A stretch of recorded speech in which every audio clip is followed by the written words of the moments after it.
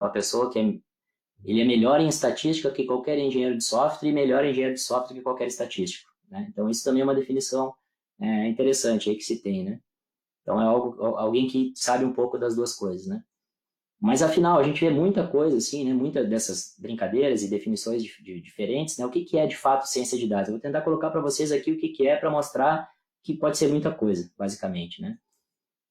Então, aqui tem algumas definições mais formais, né? Do que seria ciência de dados, né? Então, por exemplo, é o estudo da extração generalizável de conhecimento a partir de dados, né? É uma das definições bem interessantes, né? Ou é quase qualquer coisa que a gente faz com dados, tanto a parte de coleta, de análise, modelagem, né? E a parte mais importante de suas aplicações, né? Ou aqui, por último, né, é um campo interdisciplinar que aplica conceitos matemáticos e estatísticos para extrair conhecimento ou insights de grandes volumes de dados, né? Tudo isso a gente já viu em outras áreas, e é isso que eu vou mostrar para vocês agora, né? Desde quando a gente trabalha com o termo data mining, ou processo de KDD, que é a descoberta de conhecimento em base de dados, né? E desde então, assim, as coisas que se fazem vão, claro que a gente vai aprimorando muitas coisas, né? Mas desde sempre foi ciência de dados, né? Então aqui tem um exemplinho para vocês, né? De que se trata a ciência de dados? Envolve várias outras áreas, como matemática e estatística, computação, conhecimento do domínio, principalmente para aquele pessoal que trabalha com business intelligence, okay? Business intelligence, o intelligence normalmente vem, né? De métodos computacionais, de aprendizagem de máquina, de estatística, de matemática, né? Mas o business vem da pessoa, né, que conhece o negócio, né? Então, se mistura tudo aqui, né? Então, a gente tem aqui, por exemplo, a computação, o cara que trabalha com computação, né? Não só computação, né? Mas nesse aspecto que está aqui e trabalha com conhecimento do domínio, computação, principalmente quando se utiliza uma aprendizagem de máquina, já é uma área, essa interseção aqui já é uma área de inteligência de negócio, né? E aqui, quando se trabalha com machine learning, aprendizagem de máquina, se utiliza muito de matemática e estatística, não é só computação, né? Então, as pessoas às vezes acham, o cara é machine learning da computação. Na verdade, nem a computação existiria se não fosse a matemática, né? Então, isso é importante a gente saber também.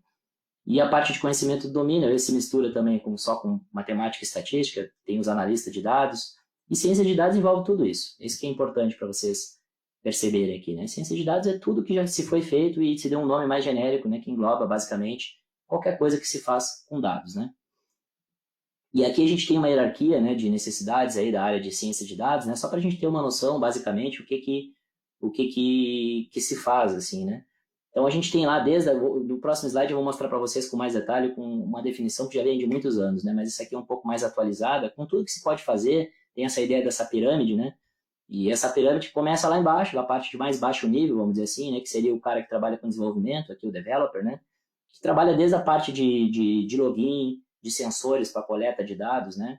Quando se trabalha, tudo que a gente está falando é sobre dados, né? Mas desde a área de captura dos dados mesmo, as coisas de mais baixo nível, não no sentido pejorativo, né? Mas no baixo nível onde começa mesmo o processo, né? Então, a parte de instrumentação, né? A parte de conteúdo gerado para o usuário, então, como que é feito a captura desses dados, como que eles são armazenados, são capturados a partir de sensores, etc., né? Aí aqui vai para a segunda parte, a parte de cima da pirâmide, essas duas partes aqui de cima da pirâmide, que são tratadas normalmente pelo que a gente conhece como engenheiro de dados, né? Que vai desde a parte de estruturação desses dados, a parte de ETL, que é extração, transformação e carga, para preparar isso depois para a descoberta de conhecimento, né? A limpeza dos dados, detecção de anomalias, pré-processamento, preparação desses dados, né? Então, sempre se coloca esse cara como o cara que é o engenheiro de dados, vamos dizer assim, né? E aqui está o cara que a gente chama de analista, um analista, né, de ciência de dados, ou cientista de dados, vamos dizer assim, que trabalha basicamente nessas partes que estão aqui em cima agora, né? É a parte de análise, a parte de métricas de desempenho, né? A parte de construção de modelos de machine learning que vocês viram, nós vamos trabalhar um pouco melhor hoje, né? Aplicação desses algoritmos, teste, experimentação. Então, esse cara aqui é o cara que seria o analista, né?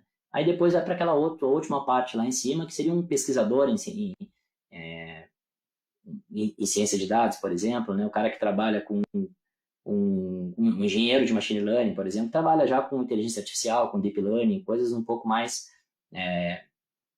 no tópico acima da pirâmide, como eu disse para vocês, né? Porque já no sentido de separação das etapas, né? Lá, já fica mais lá para o fim, né? Então, basicamente, o que se coloca e que tem bastante, vocês trabalharam bastante da disciplina, é justamente essa parte aqui mesmo, né? Esses dois tópicos aqui da pirâmide, tá? Mas isso, que nem eu estava comentando para vocês, isso aqui é um processo que foi proposto por Fayad lá em 1997, para a gente ter uma ideia, né? Porque à época se confundia muito o termo, se misturava muito data mining, que é o inglês de mineração de dados, né? Com machine learning, com aprendizado de máquina, como se fosse a mesma coisa. E aí, naquela época, em 1997, ele propôs isso aqui, né? Colocou essa definição do processo KDD de Knowledge Discovery in Database, né? Descoberta de conhecimento em base de dados, para colocar quais eram as etapas, né? E as coisas continuam praticamente do mesmo jeito, né? E as pessoas às vezes vão dando outros nomes, né? Que seria a etapa de seleção de dados, né? Desde lá da época uma vez que os dados estão armazenados em conjuntos de dados relacionais, por exemplo, né? A gente vai ter um site, vai lá e faz as buscas no web, faz as compras, está tudo lá na base de dados transacional, né? E aí, a partir dali, a gente acaba fazendo aquela etapa de seleção para, agora nós vamos começar a montar o problema, o que, que a gente quer resolver, qual é o problema que a gente quer resolver, quer fazer uma segmentação de mercado, quer fazer alguma outra coisa do gênero, quais desses dados que são interessantes que a gente vai utilizar agora para trabalhar, tentar fazer uma descoberta de conhecimento. Entre essa etapa de seleção, aí a partir daí começa a parte do pré-processamento, que vocês já trabalharam, já viram bastante, e que é importante aqui, que é onde se gasta 90% do tempo. É por isso que a estatística é muito importante nessa hora, né? O cara tem que entender dos dados. Não adianta só chegar lá, sair rodando algoritmo, rodando experimento e não saber o que está fazendo, porque às vezes ele deixa de descobrir algo ou faz coisa errada, descobre padrão errado porque não está pré-processando os dados da forma adequada, né? E isso vocês também certamente viram aí durante a disciplina, né? Por que isso, pessoal? A gente entraria nessa etapa de transformação, porque muitos algoritmos que a gente vai trabalhar lá na etapa de mineração, né, que é a próxima etapa, onde a gente encontra os padrões, e o que se mais utiliza aqui não é a única, por isso que não é sinônimo, né? Mas se utiliza muito aqui algoritmos de machine learning para poder fazer essa descoberta de padrões, né? Muitos desses algoritmos exigem certas transformações específicas dos dados. Vou dar só um exemplo, redes neurais. Redes neurais elas só trabalham com valores numéricos, atributos numéricos. Então, se a gente tem atributos aqui que não são numéricos, são categóricos, qualitativos, como a gente diz, a gente precisa fazer essa transformação. Então, não é só esse tipo de transformação. Estou dando um exemplo para vocês, mas tem outras transformações que a gente precisa fazer, como normalização dos dados, etc., para que a gente consiga melhorar o desempenho. Às vezes a gente precisa transformar algum dado que sejam categóricos para numéricos ou numéricos para categóricos, para que a gente consiga usufruir o máximo possível da qualidade daquele dado, né, para fazer as operações que esse tipo de dado nos permite, para que a gente consiga extrair o máximo possível de informação, né, nessa etapa de padrão, da etapa de mineração de dados, para depois, no final, a gente ter essa interpretação dos resultados e avaliação desses resultados com mais qualidade, né? Então, a etapa de pré-processamento, mais ou menos isso que eu vou fazer esse resumo com vocês agora, né? É onde se trabalha a limpeza dos dados, né? Por exemplo, ruídos, inconsistências, redundâncias, dados incompletos, desculpem pelo erro ortográfico aqui, tá?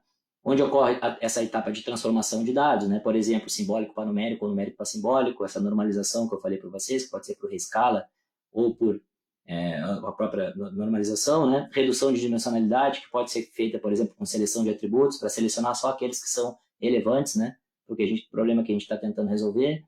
E até que se chega na etapa de mineração, né? Para a descoberta desses padrões, como eu disse, aqui se utiliza muito aprendizado de máquina, né? E como é um curso de ciência de dados e envolve bastante computação, é onde se deu um foco maior aqui na disciplina, né?